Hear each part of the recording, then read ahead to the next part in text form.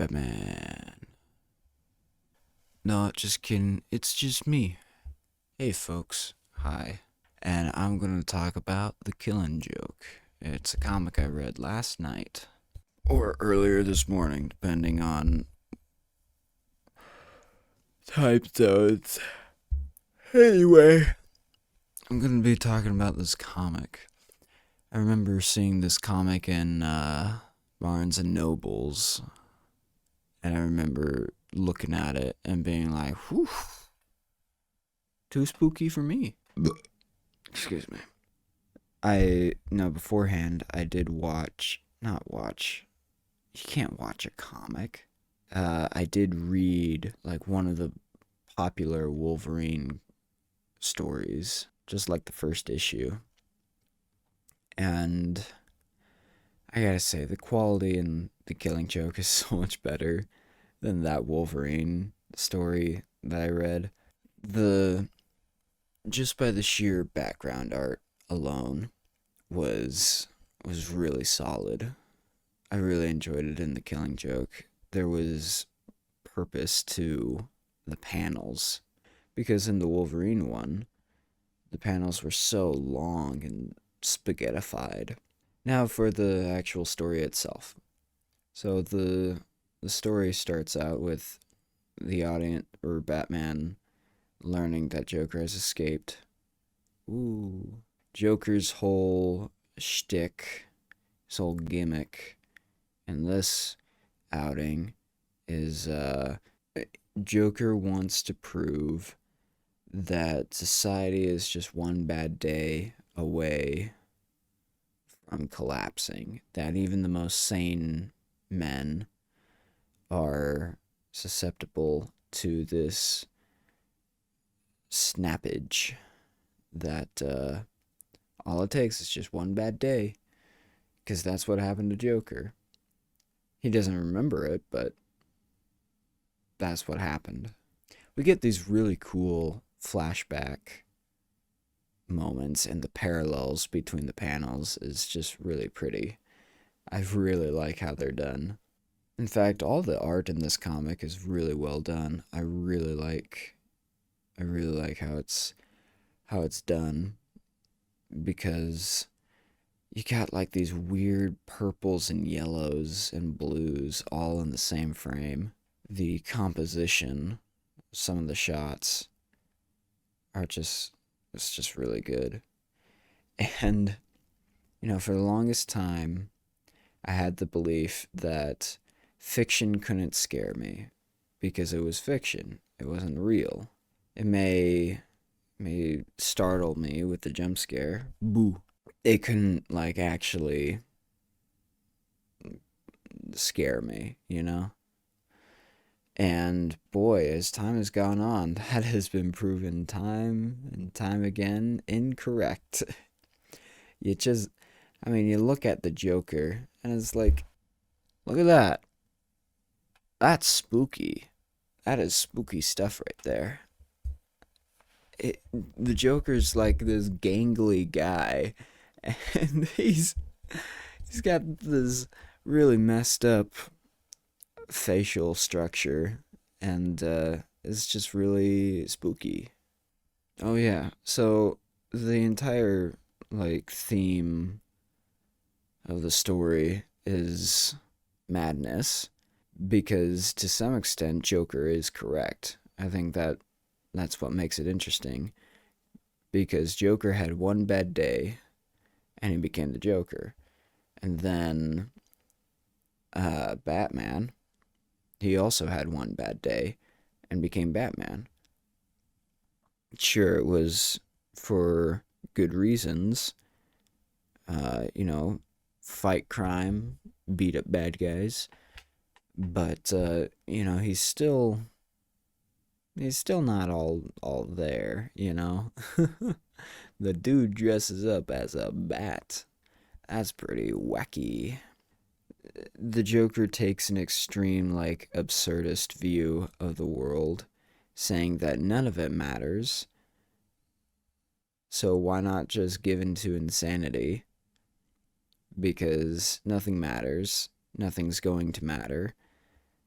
even in a so-called structured society, there's still inconsistencies and chaos running about. So why not just give up? Give up, let go of sanity, and join the jokester in ruining your life, I guess. And to prove this point, he takes Commissioner Gordon, one of the coolest guys around in the Batman canon, shoots his daughter, and then does some unsavory things with a camera. Ugh. And then kidnaps Commissioner Gordon, dehumanizes him, and then just runs him through a carousel of just the unsavory photos and mocks and taunts him. It's implied for hours, but it could have been days. Yeesh. Finally, Batman is able to find out where he is able to set him free. What Commissioner Gordon says is really, really something, and I really like it. It makes me like Commissioner Gordon all the more, because you got this guy that was just tortured, doesn't know where his daughter is, but when Batman shows up, Commissioner Gordon's like, hey, look, we need to do this by the book. We need to show that our way works.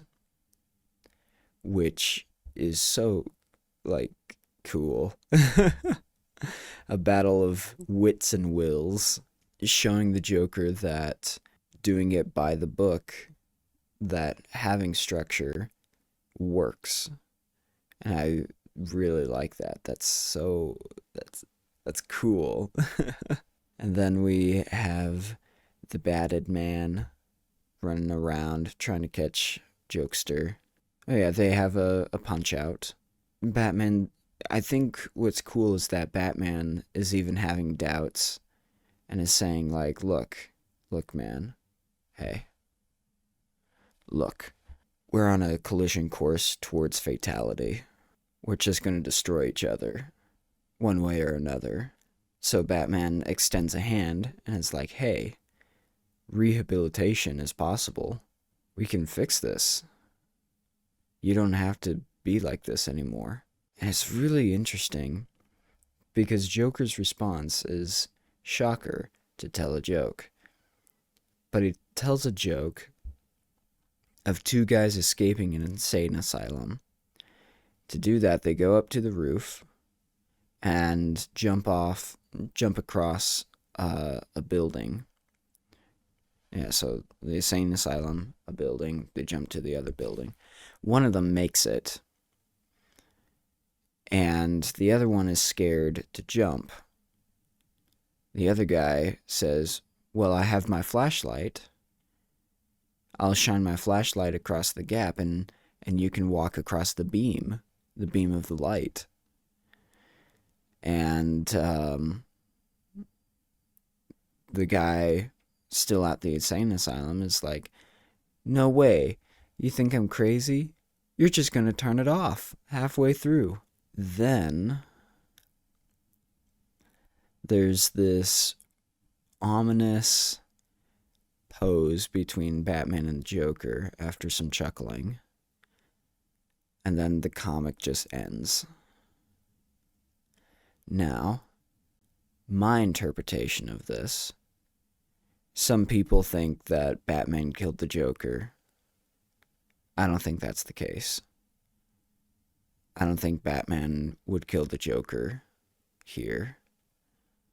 I think this shows that Joker's problem isn't necessarily I don't think the Joker is really adverse to trying to get better. Like, we see him multiple times throughout the comic pulling earnest faces, trying to get someone else to see his side. He wants to be proven right. But, you know, time and time again, Batman kind of proves him wrong. Maybe I'm just looking into it too much, but I think deep down, Joker knows that he's wrong.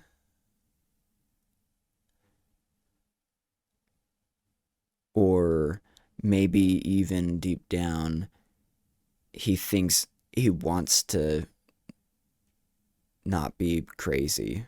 But his issue isn't so much the task of rehabilitation, it's that he doesn't trust people to let him get better.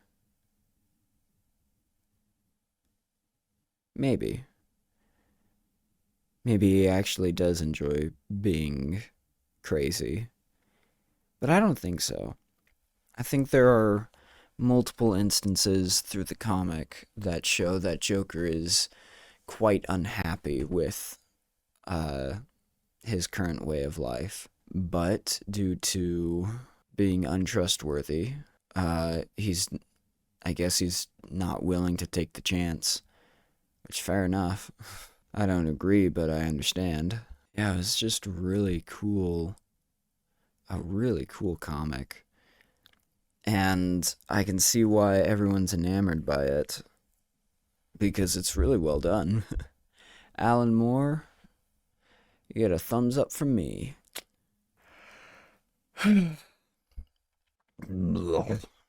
Anyway, I don't know. This has definitely started me on reading more comics. I wish Marvel would have something like this, like a almost universally renowned comic. Maybe they do. I hope so. I like good stories. I like comics. Anyway, if you enjoyed this, thanks. Yeah. Bye bye.